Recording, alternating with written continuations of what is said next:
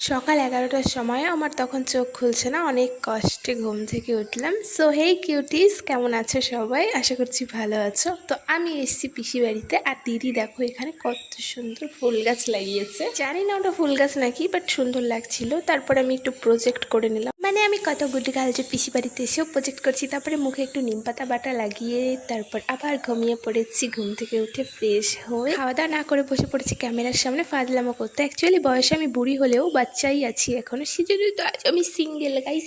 তারপরে দেখি হঠাৎ করে বাইরে প্রচণ্ড ঝড় শুরু হয়ে গেল, আর আমি তো শুয়ে শুয়ে ভীষণ মজা নিচ্ছিলাম। আর এখানে তো আমার বোন আলাদাই বারান্দায় দাঁড়িয়ে গামছা মাথায় দিয়ে ঝড় উপভোগ করছে। পিসি চলে গেছে আম কুড়াতে, মানে যে থাকে যার কাছে। আর আমার পেয়ে গেছে প্রচণ্ড খিদে। আজকে পিসি মেনুতে একটা নতুন রেসিপি করেছিল, সেটা হচ্ছে কচুরলতিতে মাংস ঝোল। অবভিয়াসলি আজকে মেনুতে চিকেন থাকবে, সে আমি খেয়ে হজম করতে পারি আর না পারি, যতই হোক আমি পিসি বাড়িতে প্রথমবার এসেছি বলে কথা। আমার এক্সের রক্ত খেয়ে আমি আমার লাঞ্চ কমপ্লিট করলাম। টাটা।